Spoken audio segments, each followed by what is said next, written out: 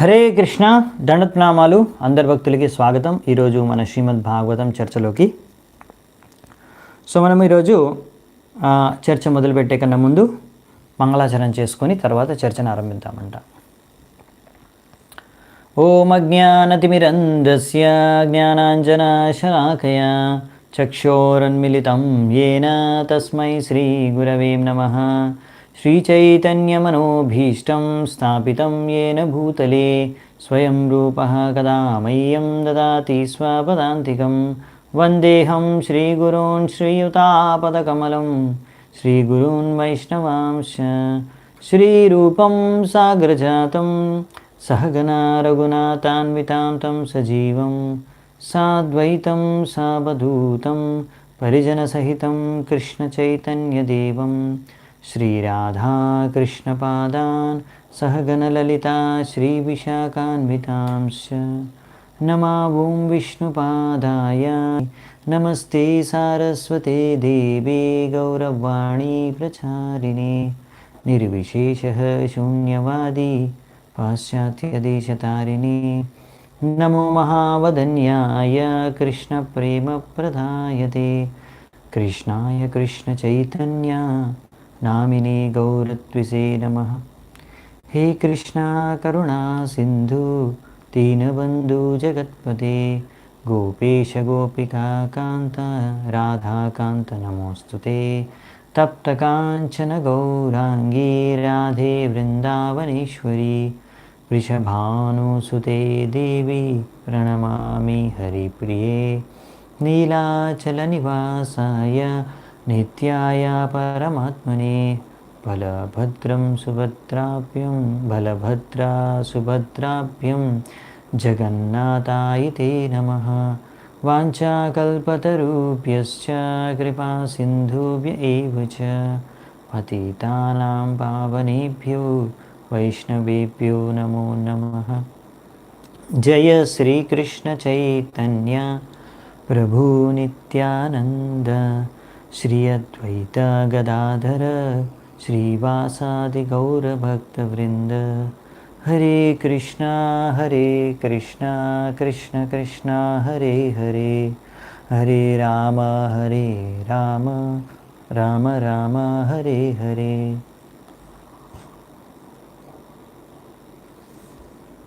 హరే కృష్ణ. భక్తులందరికీ స్వాగతం. మనం చర్చించుకుంటాము శ్రీమద్ భాగవతం 2వ స్కందం 5వ అధ్యాయం. అందులో 14వ శ్లోకం నుంచి ఈరోజు చర్చించుకుంటాం. 14 నుంచి 20 నంబర్ శ్లోకం వరకు చూద్దామంట. ఓన్లీ 7 శ్లోకాలే ఈరోజు. ఇందులో ఒక ముఖ్యమైన విషయాన్ని కూడా మనం చర్చించుకుంటాము. ముఖ్యంగా మనము నిన్న చూసాము, నారదముని మొత్తం ఆయన సందేహాలను వ్యక్తపరిచాడు. అలాగే 6 ప్రశ్నలను అడిగాడు. ముందు 6 ప్రశ్నల్ని ఆ బ్రహ్మదేవుడికి అడిగిన తర్వాత 6 ప్రశ్నలు యద్ రూపం యద్ అధిష్టానం యత్ సృష్టం యత్ సంస్థం ఆర్ యత్ పరం యచ్చ. ఈ 6 ప్రశ్నలు అడిగిన తర్వాత ఆయన ఇంకో కొన్ని సంశయాల్ని వ్యక్తపరిచాడు. మనం నిన్న చూసాము, ఆ బ్రహ్మదేవుడు ఆ నారదమునికి ఉన్న ఆ సంశయాల్ని సందేహాల్ని దూరం చేసేస్తారు. మరి ఇంకా ఆ ప్రశ్నలకు జవాబు ఇవ్వలేదు. ఈరోజు మనం చూస్తాము, ఈరోజు శ్లోకాల్లో 6 ప్రశ్నల్లో 3 ప్రశ్నలకి జవాబు ఈరోజే మన విషయంలో చర్చించుకుంటాం. ఇంకొక ప్రశ్నకి జవాబు రేపు చర్చించుకుంటాం. మరి ఇంకా 2 ప్రశ్నలకు జవాబులు వచ్చే అధ్యాయంలో మనకి బ్రహ్మదేవుడు తెలియజేస్తాడు నారదునికి. ఇదన్నమాట ఇప్పుడు చర్చ. ఈరోజు ఆ 3 ప్రశ్నలకు జవాబు ఏంటి, ఏ 3 ప్రశ్నలకు జవాబు ఇస్తారో చూద్దామంట. ఏ 3 ప్రశ్నలు అంటే ముఖ్యంగా వచ్చేసి యద్ రూపం అంటే ఈ లక్షణాలు మనకు కనిపించే ఈ యొక్క సృష్టికిలో ఉన్న లక్షణాలు, రూపం, ఇదంతా అసలు ఇది ఎక్కడి నుంచి, దీని నుంచి మనం ఏం తెలుసుకుంటాము అనే విషయాన్ని, ఈ సృష్టికి సంబంధించిన లక్షణాలు, రూపం గురించి అడుగుతారు. యత్ రూపం అని. దాని తర్వాత అది ముందుగా మనం 14వ నంబర్ శ్లోకంలో చూస్తాము, దాని యొక్క జవాబు, సమాధానం. మరియు దాని తర్వాత యద్ అధిష్టానం యత్ పరం అంటే యత్ అధిష్టానం, మొత్తం ఈ సృష్టికి అధిష్టాన ఎవరు, ఎవరు, అధినేత ఎవరు, మరియు ఎవరి మీద ఈ సృష్టి అంతా ఆధారపడి ఉంది మనం చూసే ప్రపంచం అంతా. సో అది మనకు వచ్చే 15-16వ శ్లోకాల్లో చెబుతారు. వాటిని ఇంకా బాగా అర్థం చేసుకోవడానికి సరైన విధంగా ఇంకా బ్రహ్మదేవుడు మరియు ఆ విష్ణువుకి నారాయణుడికి ఉన్న తేడా. ఇప్పుడు బ్రహ్మదేవుడు కూడా జీవతత్వం అనమాట. మనం అందరము జీవతత్వం. మనం ముందు కూడా ఒకసారి చర్చించుకున్నాము. జీవతత్వ, శివతత్వ, శంభుతత్వ, మరియు విష్ణుతత్వ ఇవన్నీ. సో మనం అందరము జీవులం. అలాగే బ్రహ్మదేవుడు కూడా జీవతత్వ. విష్ణువు వచ్చేసి నారాయణుడు, ఆయన విష్ణుతత్వ. సో మన ఈ జీవతత్వకి విష్ణుతత్వకి గల భేదం ఏంటనేది కూడా ఈరోజు ఒక శ్లోకాల్లో మనం చర్చించుకుంటాం. అది బ్రహ్మదేవుడే స్వయంగా చెప్తాడనమాట. అసలు మరి నాకు మరి ఆ నారాయణుడికి ఉన్న భేదం ఏమిటి అసలు అని. బ్రహ్మదేవుడు కూడా మనం చెప్పుకున్నాం కదా, ఆయన కూడా ఒక జీవి. సో మొట్టమొదటి జీవి అన్నమాట ఈ యొక్క భౌతిక ప్రపంచంలో సృష్టించబడ్డ. సో మనం ఈరోజు ఒక శ్లోకాన్ని ఆరంభిద్దామంట. 14వ శ్లోకం. యద్ రూపం అనే ప్రశ్నకి ఇది సమాధానం. ద్రవ్యం కర్మ చ కాలశ్చ స్వభావో జీవ ఏవ చ వాసుదేవాత్ పరో బ్రహ్మన్ న చాన్యోర్తోస్తి తత్వతః. సో ఇక్కడ ఏం చెప్తున్నారంటే ముఖ్యంగా ఐదు ఉన్నాయండి ఇక్కడ. ఈ యొక్క సృష్టిలో మీకు చూసే 5 విషయాలు ఇక్కడ చెప్పారు. ఏంటంటే సృష్టిలో మనతో కలుపుకొని సృష్టి, అవునా, ఇది మనము ఈ సృష్టిలోనే ఒక భాగం కదా. ఇప్పుడు ద్రవ్యం అంటే ఒకటి ద్రవ్యం, ఒకటి కర్మ, ఒకటి కాల, ఒకటి స్వభావ, ఇంకోటి జీవ. జీవ అంటే మాకు అర్థమైపోయింది కదా. ఇంకా కాల టైము, మరియు స్వభావ, దాని తర్వాత ఇంకోటి వచ్చేసి కర్మ. ఇవన్నీ మనం ముందు కూడా చర్చించుకున్నాం భగవద్గీతలో కూడా. ద్రవ్యం వచ్చేం లేదండి, పంచమహాభూతాలు, భూమిరపో నలో వాయురుకం. ఈ పంచమహాభూతాలనే ద్రవ్యం అంటున్నారు. అంటే మనం చూసే వస్తువులు, చేసే కార్యాలు అంటే కర్మలు, మనకుండే ఆ స్వభావాలు, ఆ 3 గుణాల చేత తయారైన స్వభావాలు, ఈ ప్రకృతి అంటే 3 గుణాలు కూడా కలుపుకొని అనుకోండి. మరి ఇంకా మనం జీవము, ఇంకా కాలచక్రము, ఇవన్నీ మరి ఎక్కడి నుంచి సృష్టించబడ్డాయి, ఎవరి నుంచి అసలు ఇవి వచ్చాయి, వేటితో సంబంధం, దీనికి సంబంధం ఏంటి అసలు అంటే ఇవన్నీ కూడా భగవంతుడి నుంచే ఉత్పన్నమయ్యాయి. భగవంతుడే ఆధారం, అంటే భగవంతుడి నుంచి ఇవన్నీ ఉత్పన్నమయ్యాయి. సో ఇవన్నిటికీ భగవంతుడికి సంబంధం ఉందన్నమాట. ఇది సంబంధం. సో భగవంతుడితో సంబంధం లేకపోతే వీళ్ళకి ఇంకా ఇవన్నిటికీ ఏ విలువ లేదని ఇక్కడ రాశారనమాట, చెప్పారు. ఇంకా మనం సరిగ్గా అర్థం చేసుకోవాలంటే సంబంధం ఏంటి భగవంతుడికి ఇంకా ఈ యొక్క సృష్టికి అంటే, భగవంతుడి నుంచి ఎన్నో శక్తులు ఉన్నాయి, ఉత్పన్నమవుతాయి. ముఖ్యంగా అంతరంగ శక్తి, బహిరంగ శక్తి, తటస్థ శక్తి. మనము జీవులం వచ్చేసి తటస్థ శక్తి.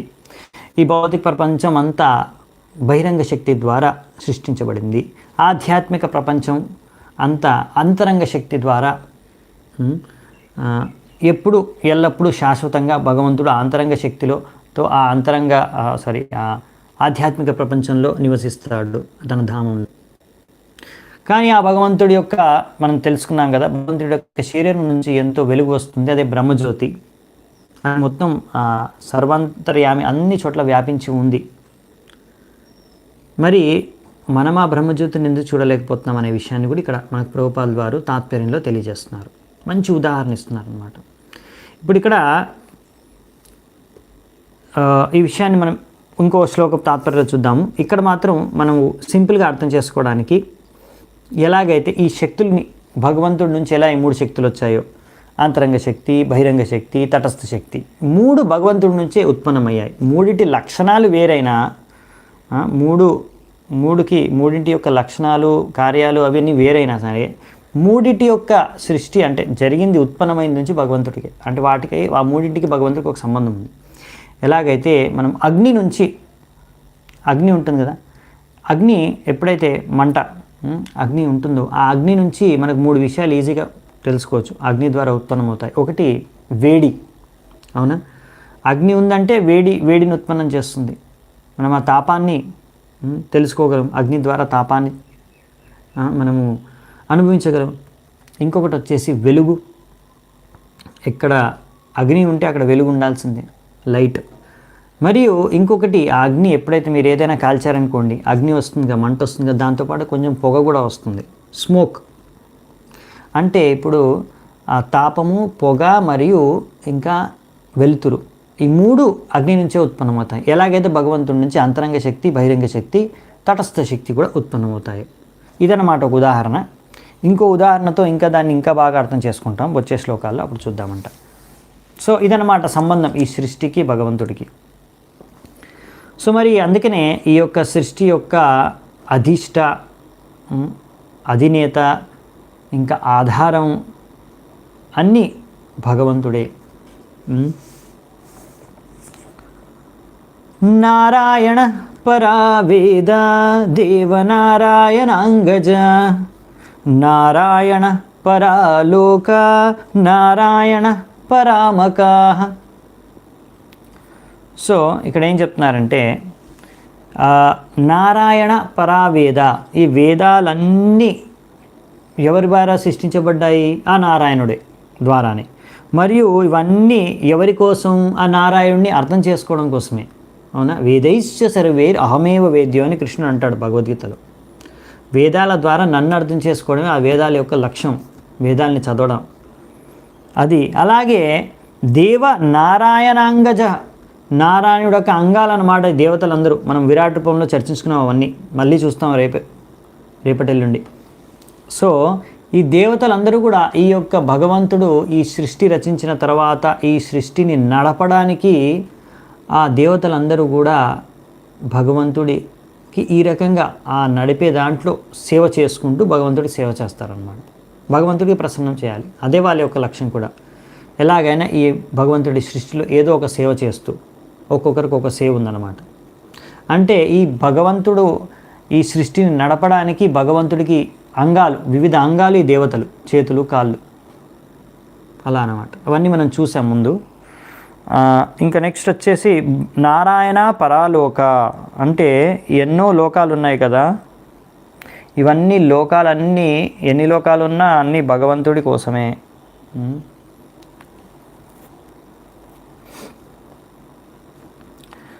మరియు నారాయణ పరామఖ, అలాగే మనము ఎన్ని రకాల యజ్ఞాలు, అనుష్ఠానాలు చేసినా అవన్నీ యజ్ఞాలు ఎందుకు చేస్తున్నామంటే భగవంతుడిని సంతృప్తిపరచడం కోసమే. సో ఆయనే అధిష్టాన అని ఇక్కడ చెప్తున్నారన్నమాట. 16వ నంబర్ శ్లోకంలో కూడా ఆయనే ఆధారం అని కూడా మనకి వ్యక్తపరుస్తారు. యద్ అధిష్టానం యద్ సంస్థితం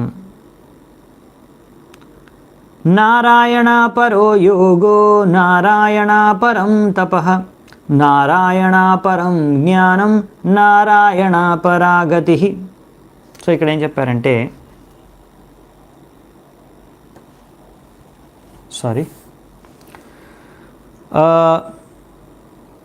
మనము చదివాము నారాయణ పరాయోగో అంటే యోగ, మీరు అష్టాంగ యోగ చేయండి, సాంఖ్యయోగ చేయండి. భక్తి యోగలో ఎలాగో మనకు నారాయణుడే మన లక్ష్యం, కానీ అష్టాంగ యోగ, సాంఖ్యయోగ అన్నిట్లో కూడా పరం లక్ష్యం ఏంటంటే నారాయణుడే. అంటే వీళ్ళు ఏ యోగ పద్ధతిలో ఒకసారి వాళ్ళు బ్రహ్మజ్యోతిని విలీనమైపోవాలనేసి వాళ్ళ లక్ష్యంగా పెట్టుకుంటారు, కానీ ఆ బ్రహ్మజ్యోతి కూడా భగవంతుడి యొక్క అంశమే. అవునా? ఆ విషయాన్ని కూడా మనం తెలుసుకున్నాం కనుక ఆ విధంగా భగవంతుడు నారాయణుడే వారి లక్ష్యం కూడా. సో ఇంకొకటి ఇక్కడ చెప్పారు ఏంటంటే, నారాయణ పరం తపః, తపస్సు ఎన్ని తపస్సులు చేసినా ఆ తపస్సులు ఎందుకు అంటే ఆ భగవంతుడు నారాయణుణ్ణి పొందడానికే. నారాయణ పరం జ్ఞానం, ఎంత జ్ఞానాన్ని మనం సంపాదించుకుంటాం ఎందుకు అంటే ఆ పరం జ్ఞానం ద్వారా ఆ నారాయణుడి యొక్క దర్శన ప్రాప్తి కలగవచ్చు అని.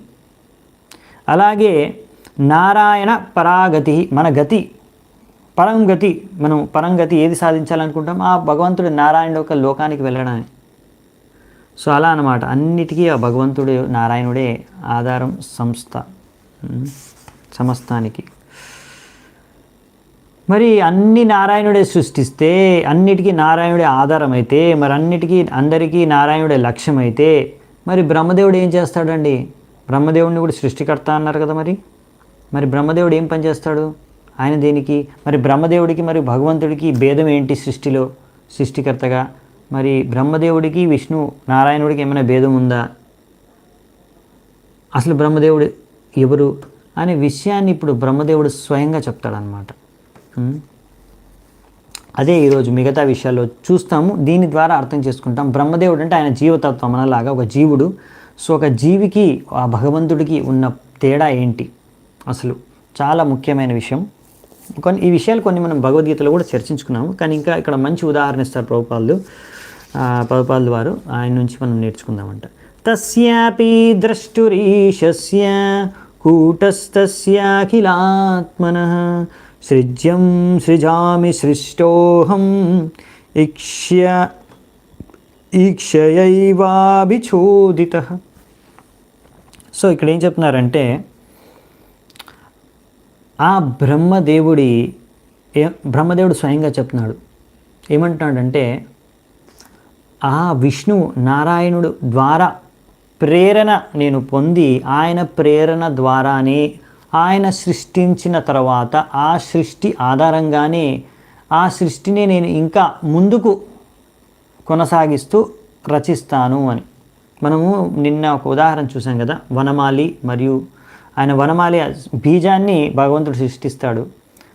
బీజాన్ని మనం సృష్టించలేదు, ఆ వనమాలి సృష్టించలేదు, కానీ ఆయన నీరు పోసి చెట్టు పెంచుతాడు. అలాగే భగవంతుడు అసలైన బీజాన్ని అంటే జీవుల్ని భగవంతుడే ఈ ప్రపంచానికి అంటే భౌతిక ప్రపంచానికి పంపిస్తాడు. చూస్తాం మనం తర్వాత. మరియు ఈ సృష్టికి సంబంధించిన ద్రవ్య పదార్థాలు మనం చూసాం కదా ముందు, కాల కర్మ అవన్నీ కూడా భగవంతుడే ఇస్తాడు. సో ఆయన ఒక రా మెటీరియల్ ఇస్తారనుకోండి. సో దాని తర్వాత బ్రహ్మదేవుడు దాని నుంచి ఇంకా మిగతా కార్యాలు చేస్తాడు. మనకి అంటే మనం ఇంకా ఎగ్జాక్ట్గా దీన్ని అర్థం చేసుకోవాలంటే అది రేపే చూస్తాం అన్నమాట. రేపు ఎలా సృష్టి అనేది జరిగింది, ఒక ప్రశ్న అడిగాడు కదా నారదముని, ఆ ప్రశ్నకు సమాధానం, సృష్టి ఎలా జరిగిందనే ప్రశ్నకు సమాధానం మనం జవాబు రేపు చూద్దామంట. సో అంతేకాకుండా ఇంకో విషయం ఏం చెప్తున్నారంటే ఇక్కడ బ్రహ్మదేవుడు ఆయన అధ్యక్షతలోనే నేను ఈ సృష్టిని రచిస్తున్నాను, ముందుకు తీసుకెళ్తున్నాను, సృష్టి రచన కార్యక్రమం చేస్తున్నాను. మరియు నన్ను సృష్టించింది కూడా నారాయణుడే అని బ్రహ్మదేవుడు స్వయంగా చెప్తున్నాడు. సృష్టోహం అంటే అహం అంటే నన్ను సృష్టించింది కూడా నారాయణుడే అని బ్రహ్మదేవుడు స్వయంగా చెప్తున్నాడు. సో మనం అలా బ్రహ్మదేవుడి సృష్టి ఎలా జరిగిందో అనే విషయాన్ని కూడా మనం చూడబోతున్నాం వచ్చే అధ్యాయాల్లో భాగవతంలో. సో ఇలా ఏ విషయం, గొప్ప విషయం ఏ వ్యక్తి చేసినా, బ్రహ్మదేవుడు అంటే ఇంత పెద్ద విషయం, ఇంత గొప్ప కార్యాన్ని చేస్తున్నాడు సృష్టి రచన. మనం ఒక్కొక్కసారి కొంతమంది మనుషులు కూడా పెద్ద పెద్ద కార్యాలు చేస్తూ ఉంటారు, అద్భుతమైన కార్యాలు చేస్తూ ఉంటారు. కానీ వాళ్ళు ఎలా సాధించగలుగుతారు అంటే అవన్నిటికీ కూడా భగవంతుడి యొక్క అనుమతి, కృప ద్వారానే సాధ్యం. భగవంతుడి అనుమతి లేనిదే మనిషి యొక్క శ్రమ వలనే ఫలితం అనేది దొరకదని అనే విషయం మనం భగవద్గీతలో చర్చించుకున్నాం. ఒక ముఖ్య కారణం, 5 కారణాలు ఉంటాయి ఒక కార్యం అవడానికి.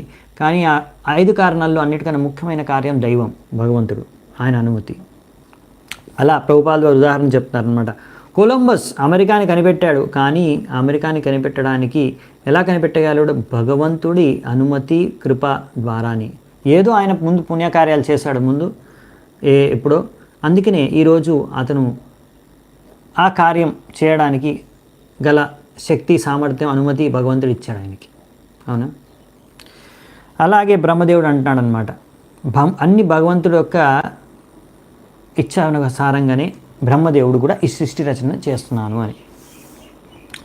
సో భగవంతుడే ప్రేరణ అనేది భగవంతుడే ఇస్తాడనమాట.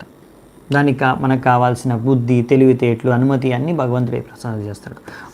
మనం ఆ భగవంతుడు ఇచ్చిన ప్రేరణ, తెలివి, బుద్ధితోని ఇచ్చిన ఈ శరీరం ద్వారా మనం కష్టపడి ఏదో చేస్తే మనకు ఆ ఫలితం దొక్కుతుంది. అది భగవంతుడు అంటున్నాడు అనమాట ఇక్కడ. ఎలాగైతే అర్జునుడికి కూడా చెప్తాడు భగవద్గీతలో 11వ అధ్యాయంలో చూస్తాం మనము. ఎప్పుడైతే విశ్వరూప దర్శనం ఇచ్చినప్పుడు ఆ విశ్వరూప దర్శనంలో అర్జునుడు చూస్తాడు, కర్ణుడు, దుర్యోధనుడు, ఇంకా ద్రోణాచార్య వీళ్ళందరూ కూడా చనిపోయారు. అంటే చనిపోతున్నారు అంటే మరి అప్పుడు ఆయనకు అర్థమవుతుంది అందుకే కృష్ణుడు అంటాడు, నిమిత్త మాత్రం భవసవ్యసాచిన్. వీళ్ళందరూ నా ఇచ్ఛానుసారంగా ఎప్పుడో కంపల్సరీ తప్పకుండా చచ్చిపోతారు. వాళ్ళ యొక్క చేసిన పాపాల ఫలితంగా వాళ్ళు నా ఇచ్ఛానుసారంగా ఈ యుద్ధం జరుగుతుంది, ఈ యుద్ధం ద్వారా వాళ్ళు చనిపోతారు. సో మరి నువ్వు నిమిత్త మాత్రం ఇన్స్ట్రుమెంట్, నువ్వు నా ఇన్స్ట్రుమెంట్ అవ్వాలి. నిమిత్త మాత్రం సవ్యసాచి అర్జునుడిని అడుగుతున్నాను అనమాట. నువ్వు నిమిత్త మాత్రమే అవ్వు, దాని ద్వారా నీకు ఆ శ్రేయ, ఆ కీర్తి నీకు దక్కుతుంది. నువ్వు యుద్ధం చేసి వాళ్ళందరినీ చంపావనే కీర్తి, ఆ కీర్తిని నువ్వు తీసుకో. నా యొక్క ఈ ఇచ్ఛను నేను ఎలాగైనా, నా ఇచ్ఛ అనేది తప్పకుండా నెరవేరుతుంది. అది నీ ద్వారా నేను చేయాలనుకుంటున్నాను, నువ్వు నిమిత్త మాత్రుడు అవ్వు, అది నీ ఇష్టం. మరి చాలా అన్నమాట. సో భగవంతుడి యొక్క ఇచ్ఛానుసారంగానే జరిగిందనమాట. సో అర్జునుడు నిమిత్త మాత్రం అన్నమాట అందులో. సో అన్నీ భగవంతుడి యొక్క అనుమతి ఉంటేనే జరుగుతాయి. అవునా?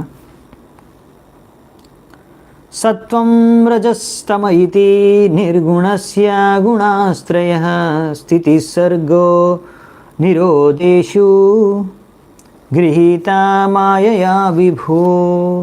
సో ఇప్పుడు ఇక్కడ చెప్తున్నారన్నమాట, సృష్టి యొక్క స్థితి సర్గ నిరోధ ఇవన్నీ. మరి ఇక్కడ ఏం చెప్తున్నారంటే, భగవంతుడు ఆధ్యాత్మిక స్వరూపం ఆయనది. ఆయన అన్ని భౌతిక విషయ వస్తువులకి, భౌతికానికి అతీతంగా ఉంటాడు. అన్ని 3 గుణాలకు కూడా ఆయన అతీతం.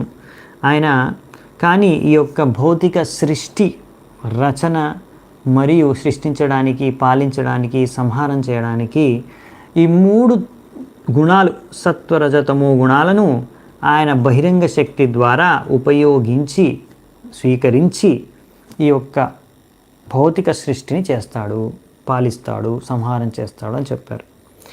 అంటే మీరు అనుకోవచ్చు, అదేంటి భగవంతుడికి 3 గుణాలతో సంబంధం ఏమీ లేదన్నారు కదా, ఆయన అతీతుడు అన్నారు కదా, మరి మళ్ళీ 3 గుణాలను తీసుకొని ఈ సృష్టి రచన మరియు పాలన, సంహారం చేస్తారేంటి అంటున్నారు.